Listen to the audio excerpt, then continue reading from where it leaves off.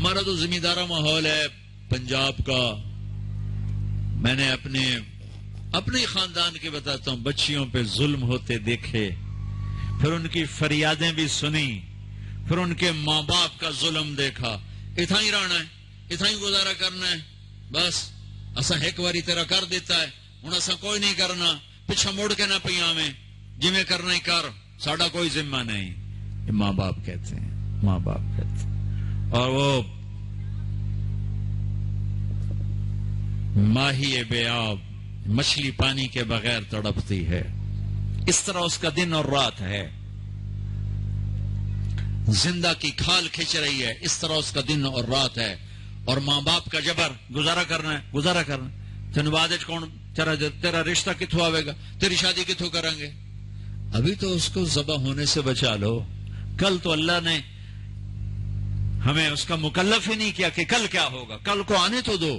پتہ نہیں کل کا دن ہے بھی نہیں کہ ہمارے مقدر میں یا نہیں. ہم کل کے لیے اپنی بچیوں کو ذبح کر دیتے. میں نے ان کو تڑپتے دیکھا. میں صرف اپنی فیملی کی بات بتا، اوروں کی فیملیوں کی بات بتا، جہاں جہاں تعلقات. کہیں رشتہ قریب کا ہے، لڑکی بدتمیز ہے، بچہ شریف ہے، وہ کہتا ہے ابا جی میں طلاق دینا چاہتا ہوں، میرا اس سے گزارا نہیں ہے، زبان شدید ہے. ہائے میرے بھائیو، گھروں کی آبادی اللہ کی قسم مالدار ہو یا ہوتی ہے، اور گھروں کی بربادی مالدار ہو یا غریب ہو برے اخلاق سے ہوتی، برے اخلاق سے ہوتی. دو واقعے اوپر نیچے ہوئے. ایک خاتون ملی، مجھے تعارف کرایا گا کہ ایک خاتون آ رہی ہیں، ان کے خاوند کھربوں پتی ہیں، کھربوں پتی. ٹھیک ہے جی آؤ.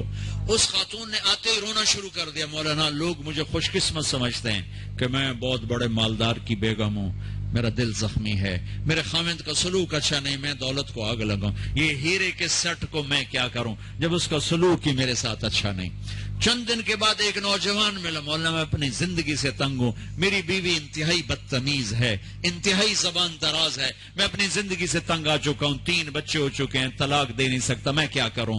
یہ روزمرہ کے واقعات ہیں.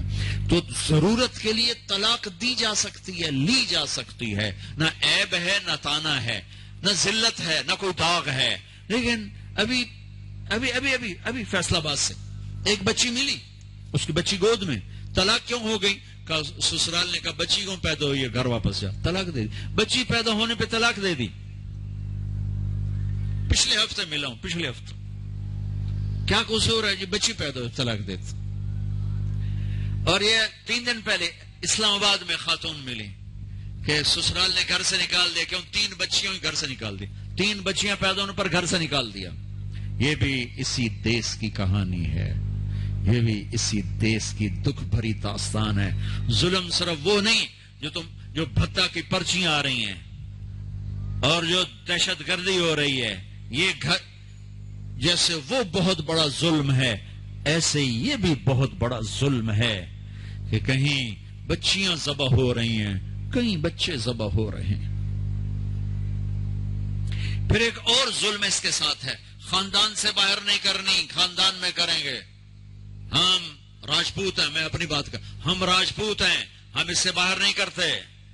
ہم شیخ ہیں، ہم باہر نہیں کرتے. ہم میمن ہیں، ہم باہر نہیں کرتے.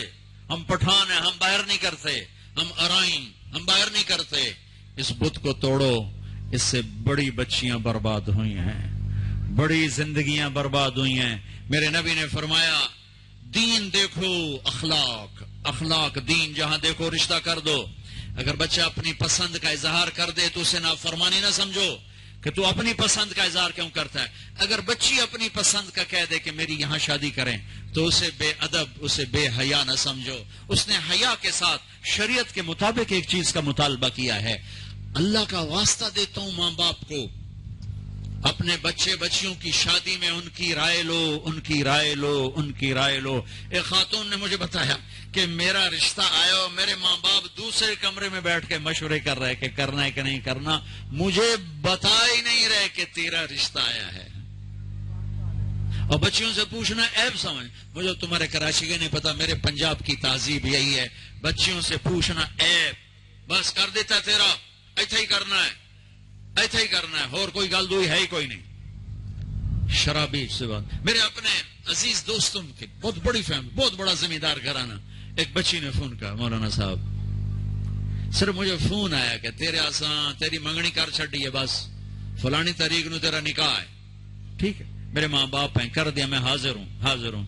لیکن مولانا اتنا تو میرا حق تھا کہ شرابی سے تو نہ کرتے، ایک شرابی سے میرا نکاح کرتے. میرے خاندان میں اور لڑکے بھی تھے، ایک شراب، ان کو پتہ یہ شراب پیتا ہے، اور میری زندگی رل گئی اس کے پیچھے، شرابی کے پیچھے. ماں باپ کو ہاتھ جوڑتا ہوں، نکاح بچے بچی کا حق ہے، ان کی رائے کا احترام دو، مسلط مت کرو. یہی کریں گے اور کہیں نہیں کریں گے. اولاد کو نافرمان کر دیا، زنا کے راستوں پر چلا دیا. بچوں سے کہتا ہوں، ہاتھ جوڑتا ہوں، اللہ کا واسطہ کورٹ میرج نہ کرو، لو میرج نہ کرو. ماں باپ کی دعا لو، ماں باپ کی دعا لو، ماں باپ کی دعا لو. یہ کورٹ میرج، لو میرج تمہیں تباہ کر دے گی، ہلاک کر دے گی. یہ محبت کا نشہ چند دنوں میں اتر جاتا ہے.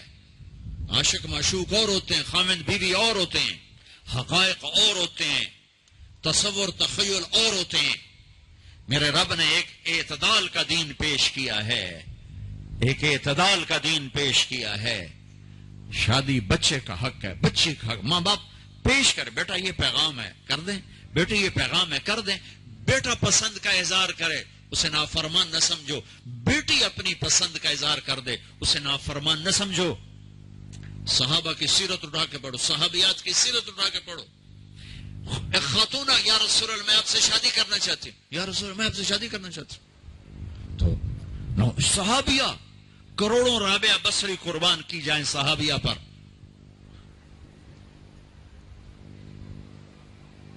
ہاں، میرے نبی نے خاندان کا بت توڑا، اپنی قوم میں شادی کی. حضرت عائشہ قریش، حضرت حفصہ قریش، حضرت سودا قریش، ام حبیبہ قریش. ام حبیبہ دشمن خاندان سے، بنو امیہ، ابو سفیان کی بیٹی، ابو سفیان دشمن، اس کے گھر شادی کی. اس بت کو توڑا ہے. پھر قریش سے باہر نکلے، عرب، میمونہ رضی اللہ تعالیٰ، ہلالیہ، جویریہ رضی اللہ تعالیٰ، بنو مستلق، زینب بنت جہش قریش، زینب بنت خزیمہ قریش، ام سلمہ قریش. باہر نکلے، میمونہ ہلالیہ قریش سے باہر، جویریہ بنو مستلق قریش سے باہر. پھر ایک قدم آگے، عربوں کے باہر شادی کی، یہودیوں میں، حضرت صفیہ، یہود، بنو قریظہ. آپ جانتے تھے کہ میری امت یہ بت کھڑے کرے گی، یہ بت کھڑے کرے گی. بچیاں بوڑھی ہو جائیں گی، کہیں گی بس راجپوت ملے گا تو کریں گے، نہیں تو نہیں. میمن ملے گا تو کریں گے، نہیں تو نہیں. شیخ ملے گا تو کریں گے، نہیں تو نہیں. یہ پتہ نہیں کتھوں آ گئے جٹ بٹ نٹ، کتھوں کٹھے ہو گئے. قومیں تو پہچان کے لیے ہیں، نہ کہ ان دیواروں کو کھڑا کرنے کے لیے. پھر اپنی بچیوں کو سنو، میرے نبی نے حضرت زینب کا رشتہ کیا، ابو العاص، بنو امیہ، دشمن خاندان. حضرت رقیہ، حضرت عثمان، بنو امیہ، حضرت ام کلثوم، حضرت عثمان، بنو امیہ. مخالف دھڑے میں حضرت عثمان اپنا دھڑا چھوڑ کے آ گئے، لیکن پیچھے نسبت تو بنو امیہ ہے. ایک بچی فاطمہ اپنے گھر میں دی علی کو، اور وہ بھی کیسے دی؟ ایک حدیث سناؤ. میرے نبی نے فرمایا، ما تزوجت وما زوجت الا بوحی من السماء نزل به جبریل. میں نے جہاں شادی کی، میں نے جہاں بیٹی دی، پہلے آسمان سے جبریل آیا، حکم سنایا، پھر میں نے قدم اٹھایا. ٹھیک ہو گیا؟ ٹھیک ہے. اب حضرت علی رشتہ لے کر آئے، رشتے کا پیغام لے کر آئے، اور آ کر چپ کر کے بیٹھ گئے. آپ نے فرمایا، آپ کو تو پتا تھا علی کیوں آئے بیٹھے. آپ نے کہا علی کیسے آئے؟ چپ، شرم کی وجہ سے. 21 سال عمر تھی حضرت فاطمہ کی، 15.5 سال. پھر آپ نے خود کہا، علی فاطمہ کے رشتے کے لیے آئے ہو؟ جی. تو آپ نے کہا انشاءاللہ. اور یہ کہہ کر اٹھ گئے. تو حضرت علی بڑے پریشان سے اٹھے اور باہر آ گئے. باہر صحابہ انتظار کر رہے تھے کہ کیا بنتا ہے. صحابہ نے پوچھا کیا ہوا؟ کا انکار. کہیں انکار؟ وہ کیسے؟ کہ کچھ بھی نہیں بولے.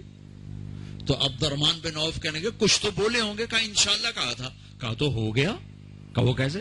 کہا نبی کا انشاءاللہ ہاں ہوتا ہے. اچھا اب یہ انشاءاللہ کیوں کہا؟ یہ کیوں نہیں کہا کہ ہاں ہو گیا؟ آسمان سے وحی آ چکی ہے, جبریل آ چکا ہے کہ فاطمہ علی کے لیے ہے, یہ جوڑا طے ہو چکا ہے, پھر ہاں کیوں نہیں کی؟ ارے آپ کو سمجھانے بتانے کے لیے. سنو میں کیا فریاد کر رہا ہوں. صرف عبادات کا نام اسلام نہیں ہے, یہ سب اسلام بیان کر رہا ہوں. میرے نبی گھر آئے, فاطمہ جیسی جنت کی شہزادی کو بلایا, بیٹی فاطمہ علی کا رشتہ آیا ہے, ہاں کر دو. کیا وحی کے آنے کے بعد بھی پوچھنے کی ضرورت تھی؟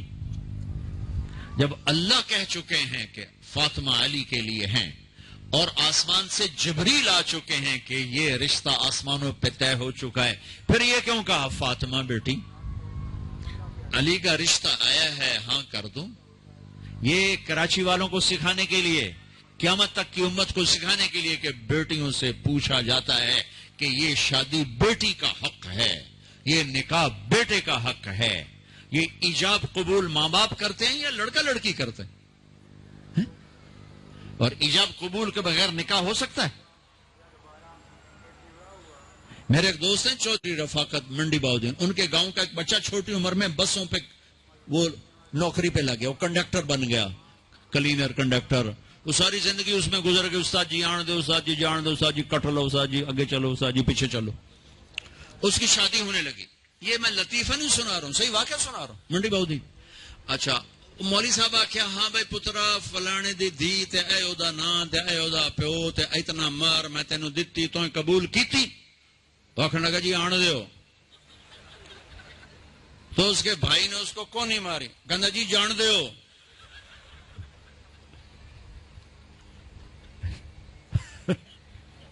وہ سمجھا شاید بھی آن دیو تو جان دیو, کٹ لو تو کر لو.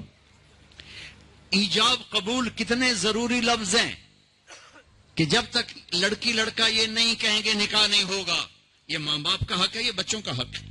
تو آج ماں باپ کیوں ظلم کرتے ہیں کہ زبردستی اپنی مرضی کی شادی مسلط کرتے ہیں؟